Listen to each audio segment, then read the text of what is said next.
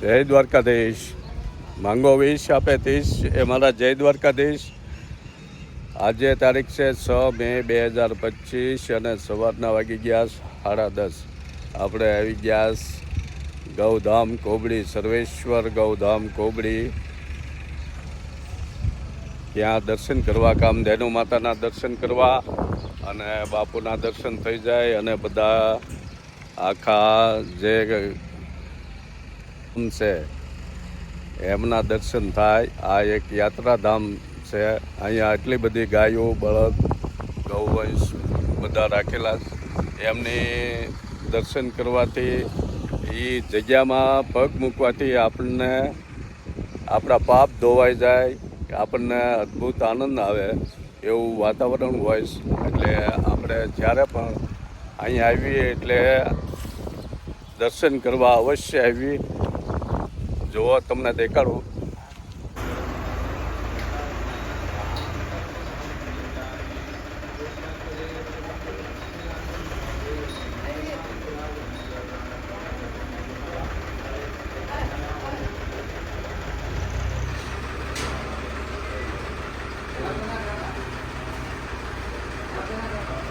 કેમ છે? મજામાં? કામધેનુ ગૌ માતાના દર્શન થઈ ગયા.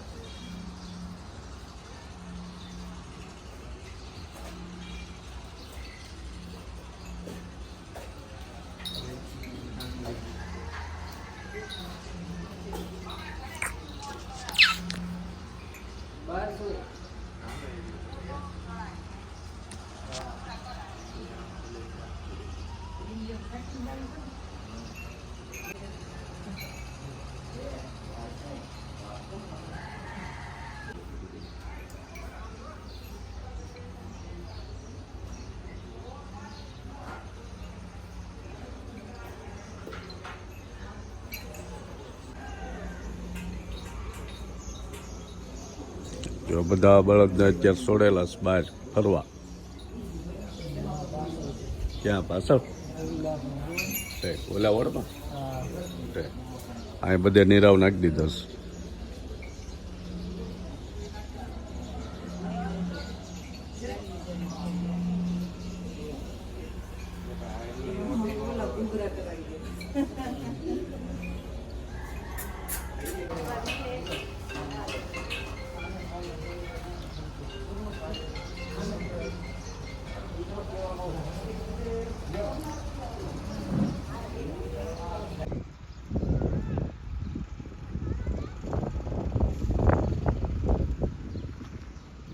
આપણે અગાઉ ઘણા બધા વિડીયો ગૌધામ કોબડીના બનાવેલા છે, પણ જ્યારે આવી ત્યારે આપણે અહીંની અવશ્ય મુલાકાત લઈ અને તમને પણ મુલાકાત કરાવીએ. બહુ જોરદાર છે. બધા વડ ડોમ છે બનાવેલા, ગાયો ને બળદ રાખવાના. હાલમાં 2100 થી 2200 ગાયો અને બળદ છે અહીંયા. વયોવૃદ્ધ બળદો અને અશક્ત, બીમાર, અપંગ, અંધ ગાયો, વૃદ્ધ ગાયો બધાને રાખવામાં આવે છે. એમની સેવા કરવામાં આવે છે. જો બધો નીરાવ છે. થોડુંક વરસાદી વાતાવરણ હતો એટલે ઢાંકવું પડ્યું. કબૂતરને શણ નાખવામાં આવે છે રોજ.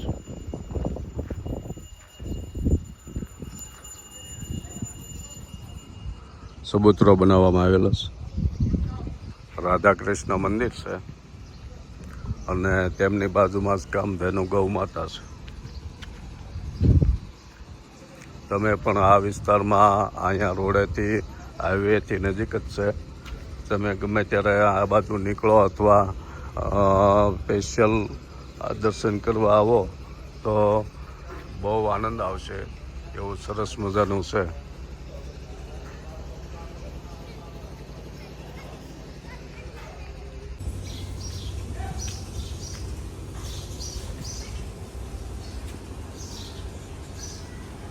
એટલી ગાયોને રહેવાની ચોખ્ખાઈ છે. જો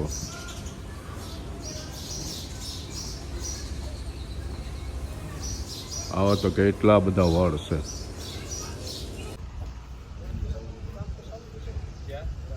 નહીં કાંઈ નથી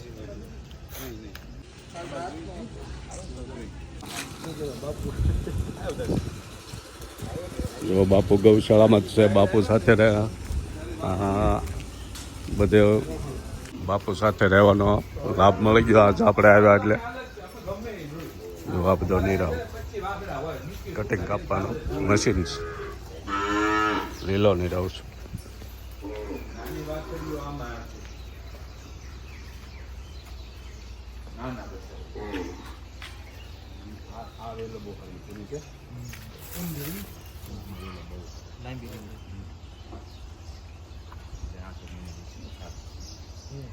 દૂધનો વેલો બહુ સારો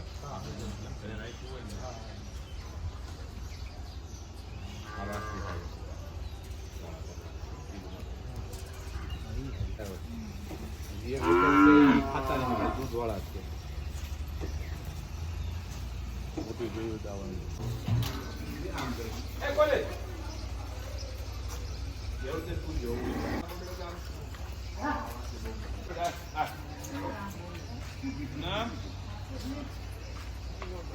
ના મારે નહીં આવજો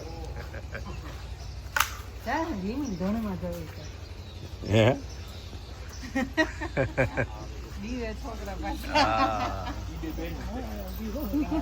નહીં મારશે નહીં. પૂનમ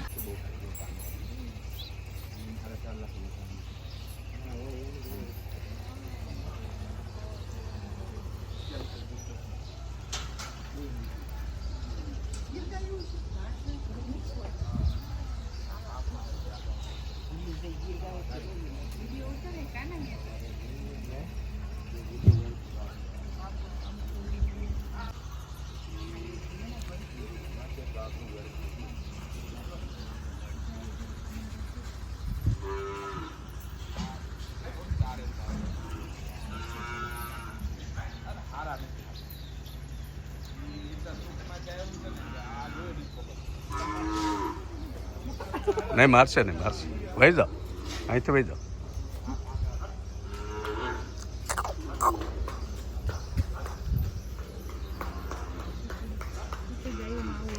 અહીંથી વહી જાઓ. અહીંથી મારી બા અહીંથી.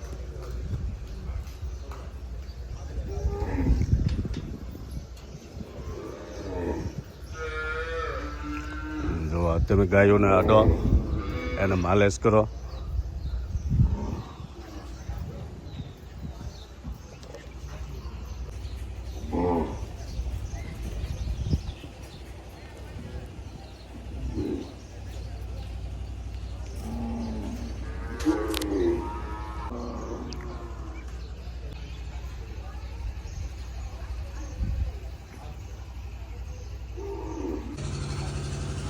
આખી ગૌશાળામાં આપણે તમને દર્શન કરાવવાના છે. ગૌશાળાના કેટલું સરસ વાતાવરણ છે, દિવ્ય. ગાયોની સાથે રહેવામાં બહુ આનંદ આવે. આ બળદો બાંધ્યા છે. બાપુ દર 11 ખોબડીમાં સવારમાં પ્રભાત ફેરી કાઢે. એમાં ગાડા સાથે બળદ જોડીને એમાં રાધા કૃષ્ણજી સર્વેશ્વર ભગવાનને પધરામણી કરીને ગાડા સાથે બાપુ આખા ગામની પ્રભાત ફેરી કાઢે.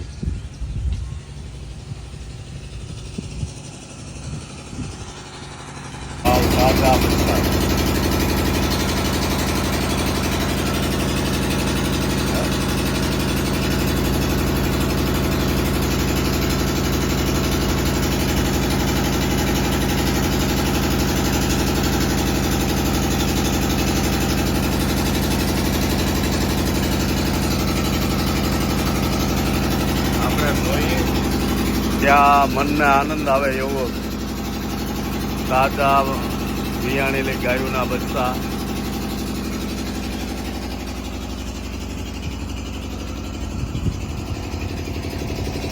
અપંગ ગૌ માતા છે. પછી એમનો વાડ અલગ છે.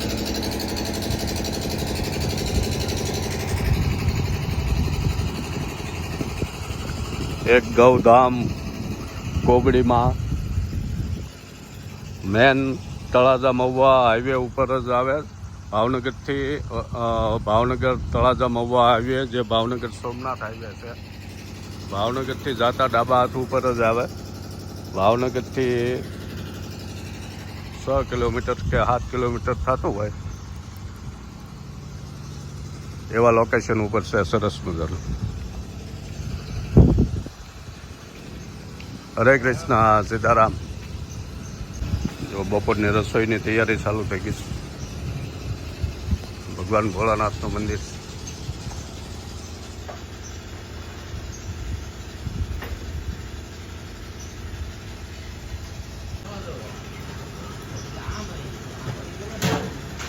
आज टिफिन से भावनगर.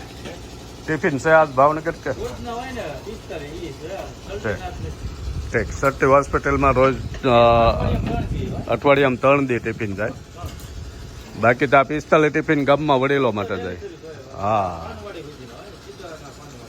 એમ. હા. જો ગામમાં ભાવનગર પાનવાડી સુધીમાં રોજના 45 થી 50 ટિફિન વૃદ્ધ વડીલો હોય જે નિસહાય હોય એ લોકોને અહીંથી ટિફિન મોકલે છે બાપુ. અને અઠવાડિયામાં 3 દિવસ સરટી હોસ્પિટલ ભાવનગરમાં ટિફિન જાય અહીંથી દર્દીઓ માટે.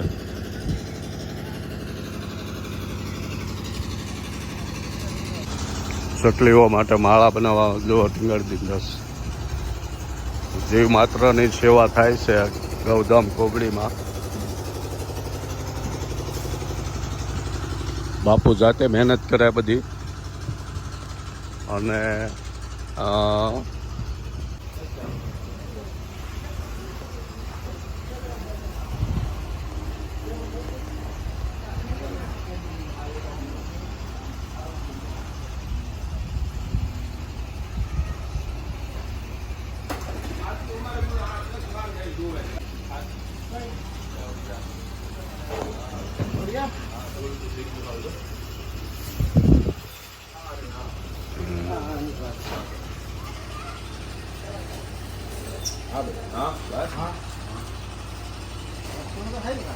વસ્તુ સારી છે પણ મતલબ એને દાદા તમે એને કિલો રેલી હોય ને એવું થોડોક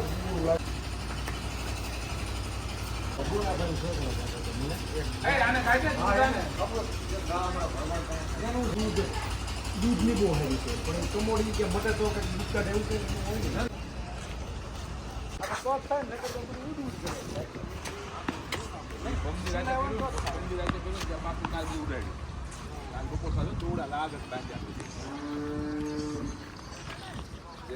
આને પછી ઢાંકવું પડે ને. ખબર નથી કાલે નહોતા એવું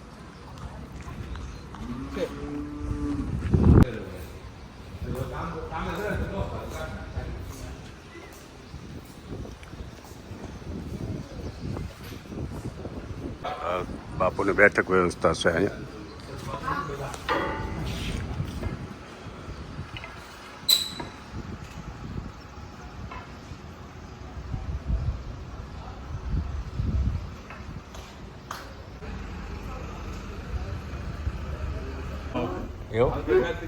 ધર્મદેવ ફાર્મ છે સત્યમ હાઈટની છે.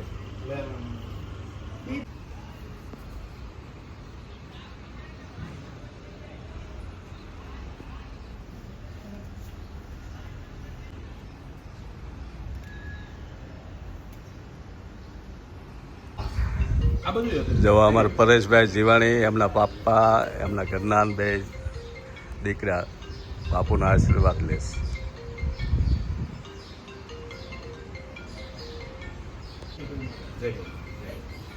સુરત કથામાં ભેગા થયા ત્યારે બરાબર છે. જો બાપુ અહીંયા જ્યારે પધારેલા કોબડી એની જૂની વાતો બાપુ કરે છે. એ સાંભળવાનો આપણને લાભ મળ્યો. કોણા 2 વર્ષ બે જમાઈ દીકરી ડોક્ટર સામુ તો બાપુ જે બાળકો ભણતા હોય એને કેવી સરસ સલાહ આપે છે. નગર તું એ પાછળ રહી જાય નહોતી માનતી થાકી ગઈ પછી લાવ્યા મેં એકવાર રિનીટ કર્યું એક વાર કર્યું તો એ કે માધ્યમ ન થાય એને લગભગ અઠવાડિયું સમજાય બરાબર મેં કીધું છેલ્લે પહેલા મેં કીધું મારી હાથ એના મમ્મી પપ્પા કીધું તું કર અમને કોઈ એવું નથી ભણ એમ બરાબર અને એને રીનીટ કર્યું અને સારા માર્કે પાસ થઈ આગળ જવા દેવાનું હું વર્ષદભાઈ કહેતો હતો તમે ક્યાં કારણ વાપરે જાઓ વર્ષદભાઈ કહેતો હતો જો બાપુ આગ્રહ કરીને રોકે પ્રસાદ લીધા વગર નહીં જવાનું એમ આપણે ક્યાં કારણ વાપરે જવા દાથી કાંઈ જોવા નથી પ્રસાદ લઈ નહીં આપણે રવિનું શું કરું રવિ લઈ જાવ તમે અહીં પાછું અત્યારે કે હું કપડાં કાલે અમારા છોકરા મોટા થશે બરાબર તો એ કદાચ આઘા રહેતા હશે તમે ગામડે રહેતા ગમે ઈ કરતા હશો તો એવું નહીં કે ભાઈ મમ્મી પપ્પા ત્યાં છે તમારે જવું પડે કે આટો જાવ 15 દિવસે જાવ મહિને જાવ આવું જનરલ બાબુ આપણા જે જ્યાં ડોક્ટર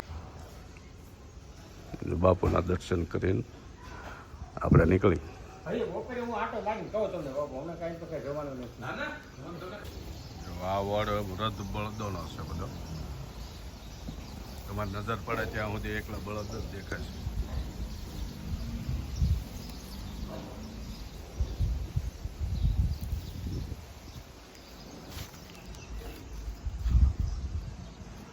પૂજ્ય જયદેવ મહાન શ્રી જયદેવ શરણ બાપુ આ ગાયો બળદને બધી સેવા કરે છે અહીંયા